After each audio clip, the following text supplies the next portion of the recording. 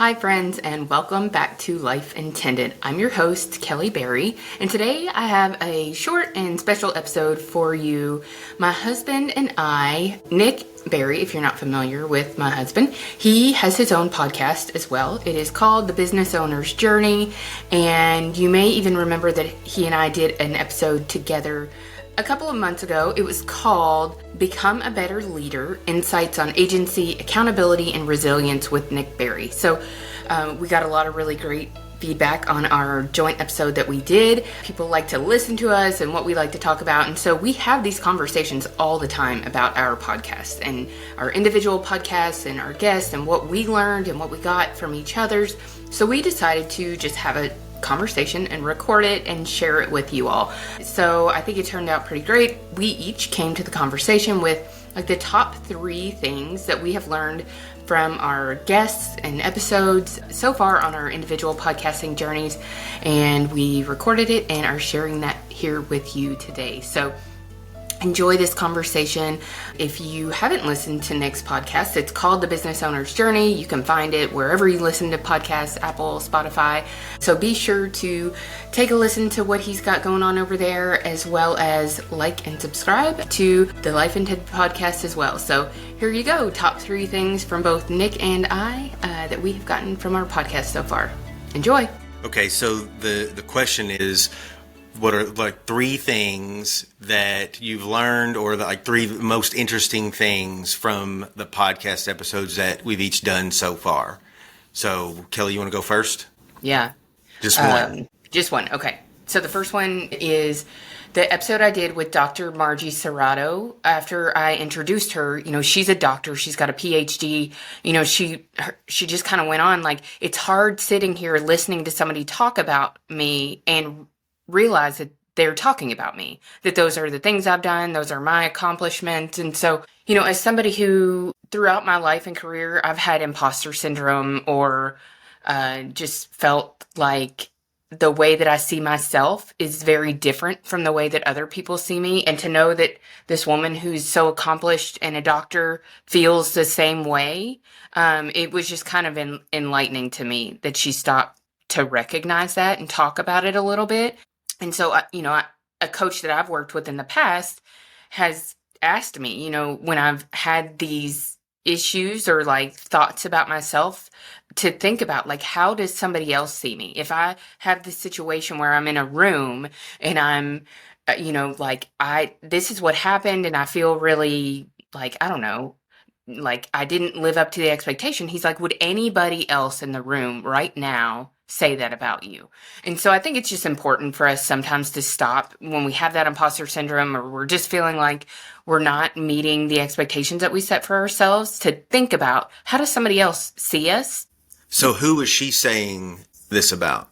Herself. Like after I read her bio. Yeah. She was just saying she was having kind of a hard time realizing that the person I was introducing on the podcast was her. Oh, so she was like in the moment, like real time, having some imposter syndrome on your podcast. Yes. Ah, okay. Now I'm following you. Yeah. So that was just interesting to me that. Yeah, really. Anybody, anytime. Yeah. Yeah. Everybody at some time. Yeah. Huh. For sure. Yeah. So my first one, it was probably Haley Perlis. I just thought that so I'm familiar with a lot of the things that she brought, but she simplifies things so well. And I really, really like the exercise that she said, have like the little reset tools, where she said, I have an image, I have a video, and I have a song that all, like, if I need to do a little reset to get myself back on track so my day goes the way that I want it to, then I can call on one of these 3 things. And then she explained, like, well, the way that you determine what those things should be for you is start with your 3 strengths, which she'd already talked about, like how to use those for yourself. Then pick 3 things that characterize you at your best. That's where she got her image, her video, and her song. And then yeah, then you just come up with those simple tools like the image, the video, and or the song that you can use. And sometimes you can pull those up on your phone or whatever, or sometimes like you just go with in your mind, right? But regardless, it's having something like a quick and simple cue that you can use, so you have an opportunity to do a reset and get things back on track. If you don't feel the way that you would like to feel, or you feel like your mind's going in a direction that it doesn't need to go. I thought that was really cool. Yeah. Okay, Me too. And I picked a theme song based on. Did you?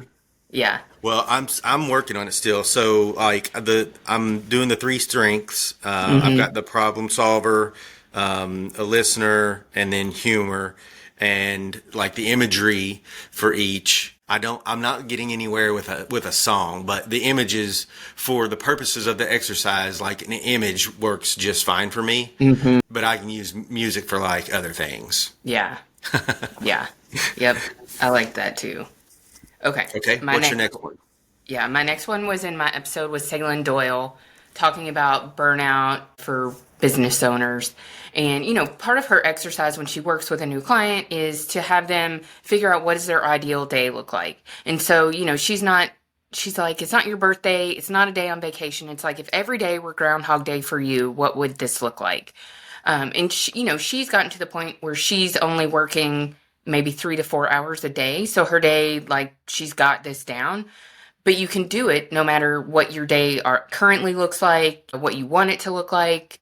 So anyway, it was an exercise that I kind of went through and was like, what would I want my ideal day to look like? And I realized, like 75% of what I want this like Groundhog Day, ideal day to look like, I could do right now. I'm just not doing it, not doing the things that would make it be my ideal day. So that was kind of eye-opening to me, and trying to figure out, like, if this is what I want and I can go ahead and do it, like, why am I not doing the things to do that? So it's kind of been like some self-reflection.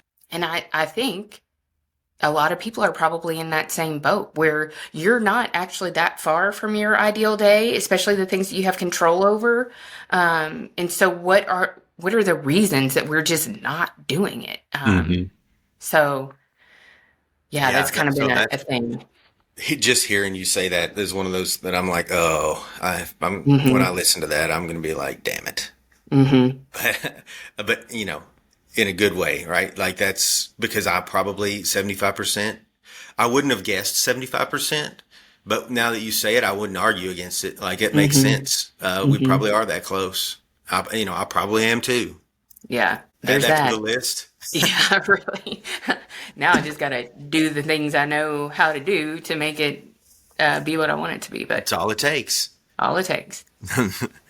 Okay, so the next one for me was, I just thought Brett Bartholomew breaking down social agility into the 3 pieces was, so, the things that he talked about, I'm again familiar with, but just the way that he talked about them really helped.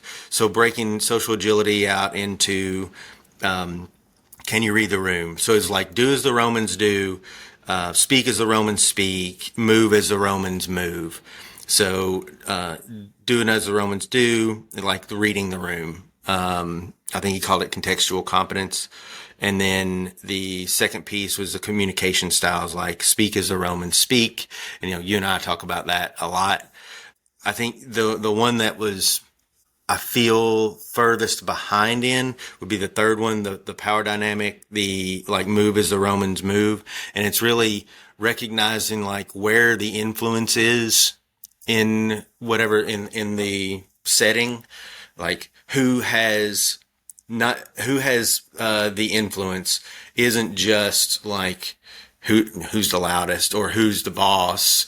It's a blend of all these things, right? It's kind of who has the respect.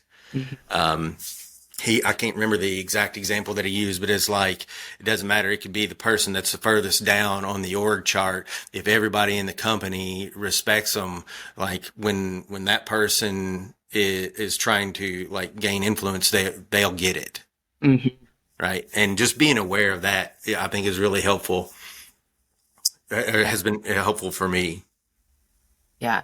To me, hearing you talk about it that way sounds like the leadership opportunities and intentions exercise. Like when you go into those situations, knowing how you want to show up in the room, like you're probably more likely to have that than if you just leave it to chance. Yep. That's a Yeah. great connection. Yeah. Yeah. And it'll, then that exercise probably helps you to be aware, like look beyond the obvious as to where influence may Mm-hmm. come from in a Mm-hmm. setting. Yep. Yeah, that's a good point. There you Yeah. go. There you go. Okay. What's next for you? Number three was in my episode with Lisa Rigoli. We kind of went on a tangent in that conversation and just talked about, how you can start your own business and get, where you want to be and what it takes to do that. And during that conversation, we got into talking about having a scarcity mindset and how that is so detrimental when you're trying to start your own business or even grow your business, because when you start saying yes to everything because you think those yeses are going to become more and more scarce, or the true clients that you want are so scarce that you have to say yes to work that isn't in alignment, that, one day you can look up and that might be 30 days after you start, or it might be a year or 2 years, and you are so far away from what you wanted, what you set out to do, because you were operating from this scarcity mindset. Or, you and I have talked about like being above the line or below the line, thinking about things that you can influence versus the like things that you think are happening to you.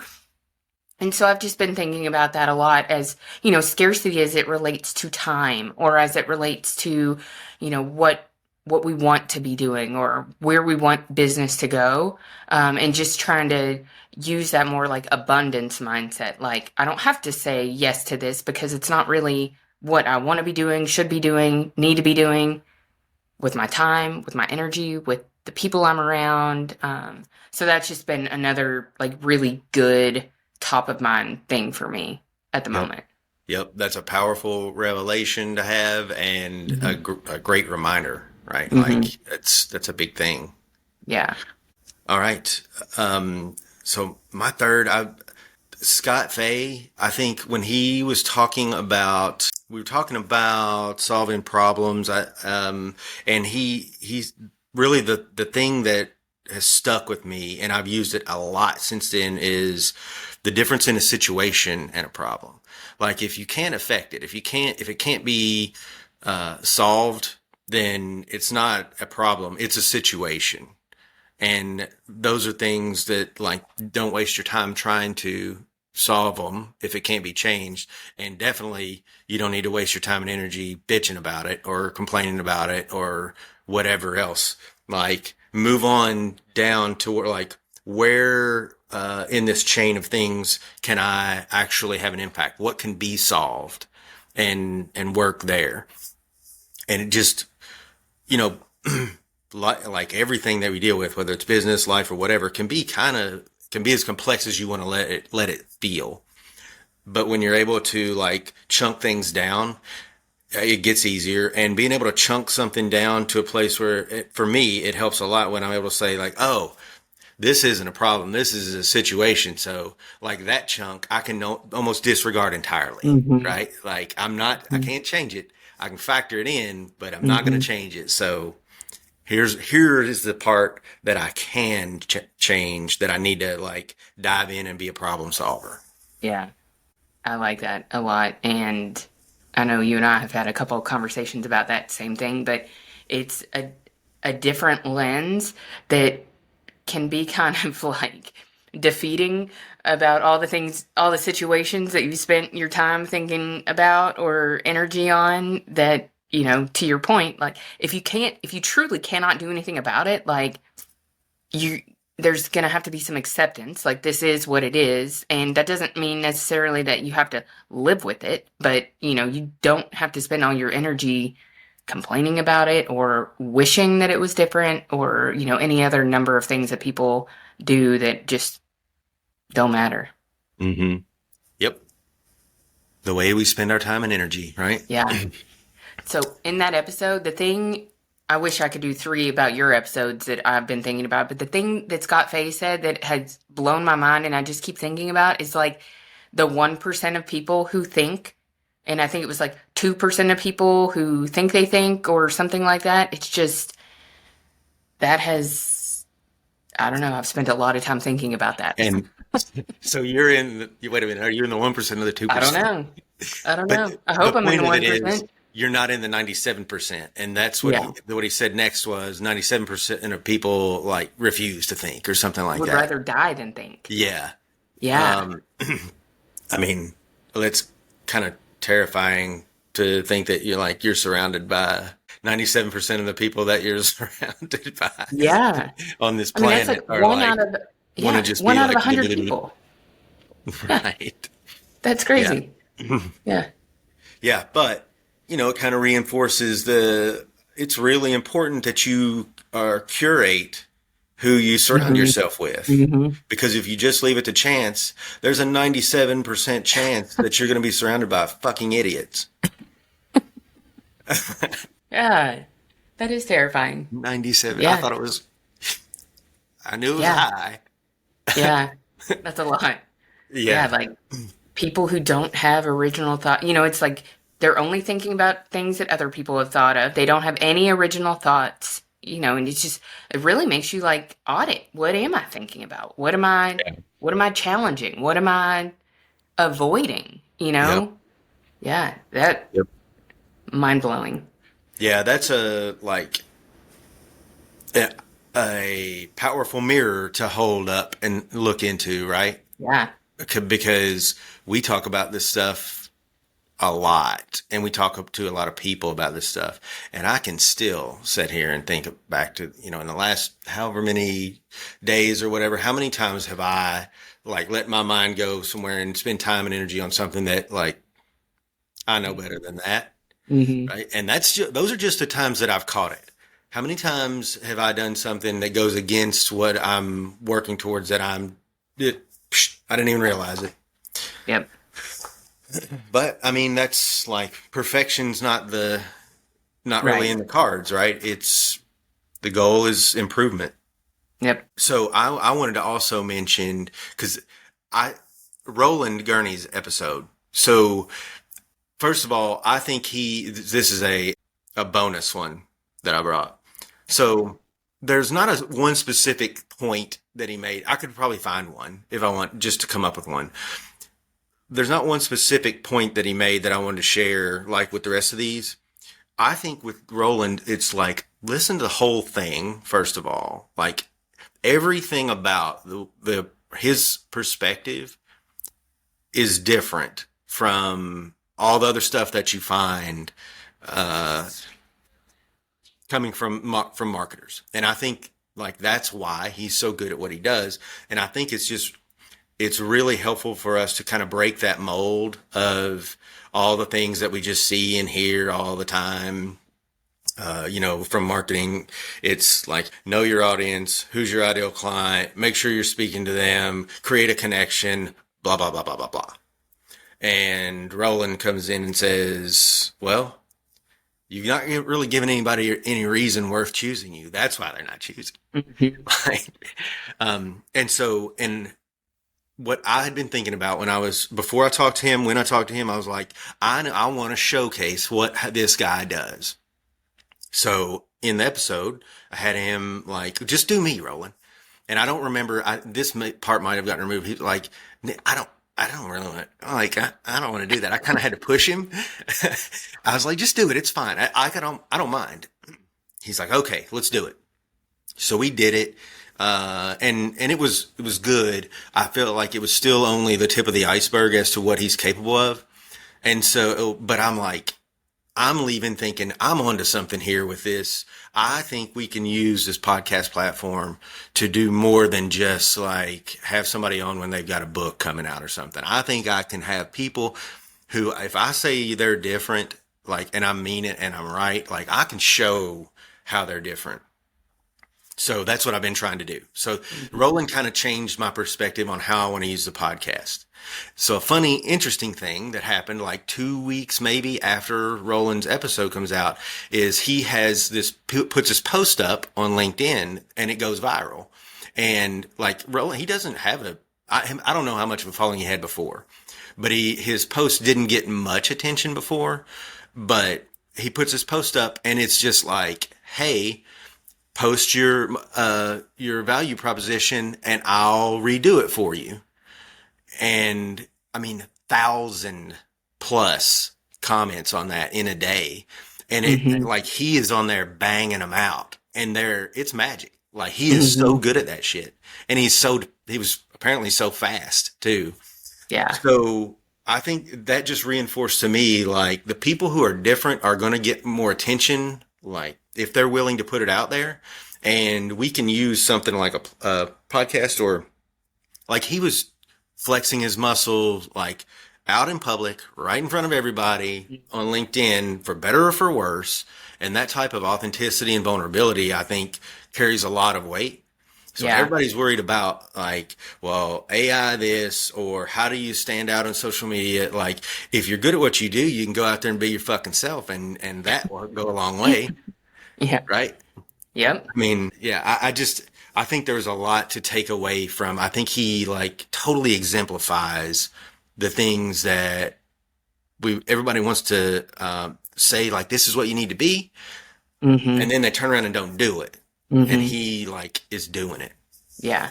You know, what I see is, you know, it's great to see like testimonials or case studies or whatever, but everybody wants to like a little sample of like, what is this actually going to be like for me to work with you? Like, what's it actually consist of? What is different about you? How do I know that, you know, this is going to work? And so when you can give somebody like a real time or like actual snippet of how good somebody is, I think that is, I mean, it's like the most powerful. It's not just like powerful. It's like, that's incredible.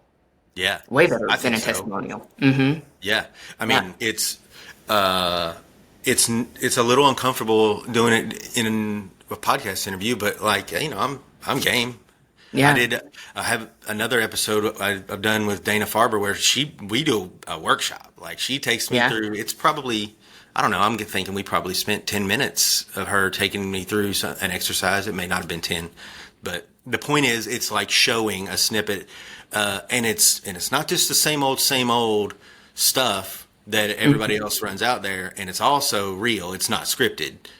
Like, I think that's pretty powerful. Yeah. We'll see. Yep. I love it. Awesome. I think this was cool. Thanks for doing it.